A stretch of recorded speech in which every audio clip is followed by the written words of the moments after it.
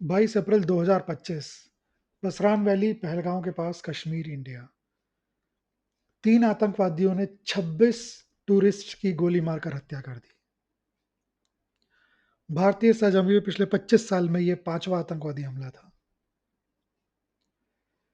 जवाब में भारत ने इंडस वाटर ट्रीटी सस्पेंड कर दी और 6 मई और 7 मई के बीच की रात में टेररिस्ट कैंप्स पे इंडिया की सेना ने एयर स्ट्राइक परफॉर्म करी।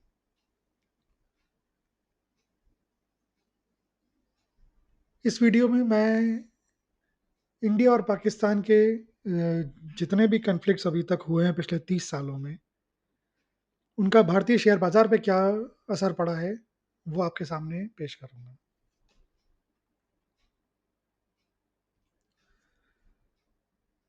भारत और पाकिस्तान के बीच में ये जो अनबन है, ये जो कन्फ्लिक्ट है, ये पाकिस्तान के जन्म से ही चली आ रही है, 1947 से। पिछले 30 सालों में 6 मेजर कन्फ्लिक्ट्स हुए हैं इंडिया और पाकिस्तान के बीच में। पहला 1999 में कारगिल वॉर हुई थी। फिर 2001 में इंडिया की पार्लियामेंट पे आतंकवादियों ने हमला किया था और उसके रिस्पांस में इंडिया का ऑपरेशन पराक्रम था। 2008 में आतंकवादियों ने मुंबई में हमला किया था। 2016 में उरी में किया था, जिसके जवाब में भारत ने सर्जिकल स्ट्राइक्स करी थी। 2019 में पुलवामा में अटैक किया था आतंकवादियों ने और जिसके रिस्पांस में भारत ने बालाकोट एयर स्ट्राइक्स करी थी। और 2025 में, जैसा कि मैंने बताया, 22 अप्रैल के दिन 3 आतंकवादियों ने 26 टूरिस्ट को गोली मार दी। भारत ने उसका जवाब ऑपरेशन सिंदूर से दिया, 6 और 7 मई के बीच की रात में, आतंकवादी ठिकानों को निशाना बनाकर। देखते हैं कि इस इन 6 की 6 कन्फ्लिक्ट्स में, हर कन्फ्लिक्ट में कौन से सेक्टर्स ऐसे रहे जिन्होंने इंडियन शेयर मार्केट में अपना जगह बनाए रखी, नुकसान नहीं होने दिया अपने शेयर होल्डर्स का, और कौन से शेयर्स ऐसे थे जिन्होंने काफ़ी कम से कम नुकसान में इस पूरी स्थिति को झेल लिया। शुरू करते हैं कारगिल वॉर से, जो 1999 में हुई थी। कोई भी सेक्टर ऐसा नहीं था जिसमें अपने शेयर होल्डर्स को ज़्यादा नुकसान पहुंचाया हो इंडियन शेयर मार्केट में। और मेटल्स, ऑटो, आईटी और कैपिटल्स गुड्स कुछ ऐसे सेक्टर थे जिन्होंने इनफैक्ट अपने शेयर होल्डर्स के लिए पॉजिटिव रिटर्न बना के दिया उस कन्फ्लिक्ट के टाइम में भी। अगर ओवरऑल मार्केट परफॉर्मेंस की बात करें तो इंडिया का शेयर मार्केट करीब 33 से 35% तक बढ़ गया था पूरे कन्फ्लिक्ट के टाइम पे, जबकि पाकिस्तान का मार्केट -48% की डाउन से रिकवरी करा। 49% की रिकवरी रही, लेकिन नेट रिकवरी कुछ भी नहीं रही, -48% डाउन होने के बाद 49% की रिकवरी के कारण। दूसरा इंडियन पार्लियामेंट पे अटैक था, जिसके रिस्पांस में इंडिया ने ऑपरेशन पराक्रम कैरी आउट किया था और उसमें इंडियन शेयर मार्केट के बैंकिंग और इंफ्रास्ट्रक्चर सेक्टर में थोड़ा सा घाटा देखा गया, जबकि आईटी और एफएमसीजी सेक्टर्स जो है वो स्ट्रांग बने रहे पूरे कन्फ्लिक्ट के दौरान। अगर ओवरऑल मार्केट परफॉर्मेंस की बात करी जाए तो इंडियन शेयर मार्केट में कुछ खास इम्पैक्ट नहीं था, -1% का मिनिमल इम्पैक्ट था। और पाकिस्तान शेयर मार्केट में -15% का गिरावट देखी गई थी उस टाइम पे। मुंबई अटैक 2008 की अगर बात करें तो इंडियन शेयर मार्केट में हॉस्पिटैलिटी सेक्टर जो है उस पर काफ़ी इम्पैक्ट आया था, जबकि फिर से आईटी और एफएमसीजी सेक्टर ने अपने शेयर होल्डर्स के लिए ग्राउंड को स्ट्रांगली पकड़ के रखा। अगर ओवरऑल मार्केट का परफॉर्मेंस की बात करें तो इंडियन शेयर मार्केट जो है वो करीब 4% बढ़ गया था इस पूरे अटैक और उसके रिस्पांस के ड्यूरेशन में, जबकि पाकिस्तान का मार्केट 58% क्रैश हो गया था।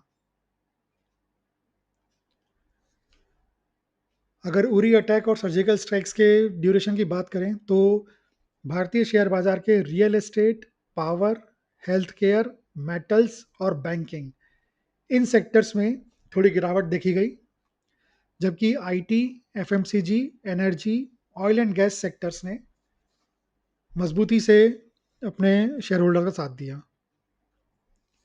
अगर ओवरऑल मार्केट परफॉर्मेंस देखा जाए तो इंडियन मार्केट में कुछ खास इम्पैक्ट नहीं था, -1.7% की गिरावट थी और पाकिस्तान मार्केट में भी कुछ ऐसा ही था, -1.5% की गिरावट थी।